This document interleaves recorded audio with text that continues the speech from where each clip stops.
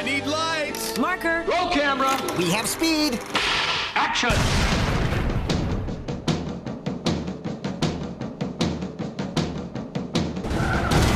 You both know what's at stake here. There isn't much road left. Take the bloody shot.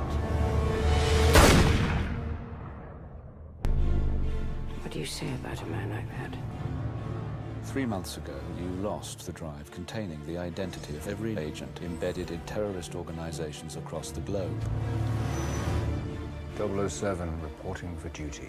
Where the hell have you been? Enjoying death.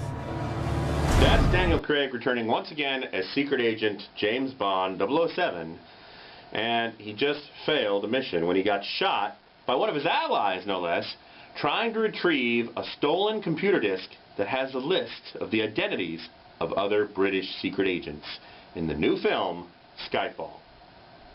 Now, a few months later, and things are still reeling from this. Oh yes, M is jammed up. She is being blamed for the failure of getting the list back. She's being urged to take early retirement, basically get out.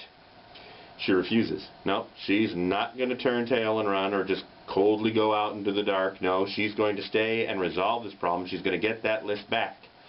But to make the matters even worse, M16 headquarters gets attacked by the terrorist who's got the list, Silva, played by Javier Bardem. And this, luckily, brings the self-imposed retirement James Bond, secret agent, back into the fold. That's right, he returns. He's done brooding about feeling betrayed by M, and she let him down. He's finally over it. About time. And finally goes out on mission after Silva to get the disc back and save as many agents he can. And to stop Silva's revenge against 007 and M, because guess what? Oh yes, there's a hidden past there. I want to meet your employer. How much do you know about fear? All there is. Oh, not like this. Not like him. Just look at you, chasing spies. England, MI6. She sent you after me knowing you're not ready, knowing you would likely die. Mommy was very bad. The two survivors, this is what she made us.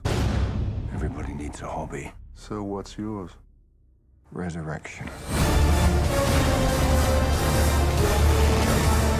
Directed by Sam Mendes, Skyfall is the 23rd official outing for James Bond 007 up on the big screen. And the film, by far, I would say, is Daniel Craig's best outing as James Bond. The movie is good, worthy of the Bond saga, but not great. No, this is not in the same league as, say, Dr. No, From Russia with Love, Goldfinger, or Thunderball. No, the originals are still the classics and the best. Of course, the best Bond ever, Sean Connery. But it is a good addition to the franchise. What's good about it? Well, it's got a memorable villain. Basically, look, since the first time Daniel Craig took over the role, they changed Bond films. They got away from the formula that worked, tried to make it grittier, darker, more realistic. Sometimes it works, sometimes it doesn't. It worked for half of Casino Royale, and we'll try to forget Quantum of Solace. Thank you very much. But this is the first time since Daniel Craig took on the 007 role that they're getting back to the formula that always worked. We got a couple of gadgets, we got a new Q, we got some beautiful Bond girls, and a supervillain. Javier Bardem is good as a supervillain. Not great.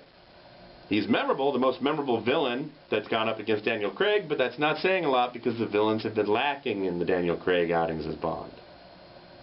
Daniel Craig is still playing Bond as a ruthless killer, very, very competent, but he's still missing the charm and panache that Sean Connery, Pierce Brosnan, and even Roger Moore brought to the role. With Casino Royale, I could overlook that because it was his very first outing as Bond. It was Bond just getting his 00 license. Okay, so this is kind of more the rugged, raw Bond. But come on, by now we should be seeing the martini shaken, not stirred. We should be seeing him charm women into bed instead of just looking brooding and ruthless all the time. It's got to happen. It should be happening by now. Now, Sam Mendes does a wonderful production of the opening sequence and the fight on the train, going after the computer disk with the secret agents' identities, and the fight and the shooting. All very good, breathtaking. But he's not a 007 James Bond director, and it shows. He's more a driven drama guy. You know, that's why, hello, American Beauty. A drama piece is really for him, and it shows. I mean, the movie gets bogged down with M feeling guilty and with Bond feeling betrayed and hurt. That's another thing. 007 is the best agent because he gets in over his head and is able to find his way out of it. He's always being outsmarted by the villains. They're always at least 2 or 3 steps ahead of him. But he's able to either seduce the girlfriend or seduce someone on his side and get the upper hand, or outthink him, or hear a code word like in Goldfinger, a code word, and he's able to bluff his way out of certain death. That's always been Bond. And again, that's just missing here. Again, it's a good Bond film, just not a great one, and that's why I'm giving it 2.5 out of 4. Hoping that the 4th entry with Daniel Craig will finally get it pitch perfect right. We care at the movies. I'm Ken Finnerty, online and on the air every Sunday afternoon at 1 on FM News and Talk 95.7 and AM 600 KOGO.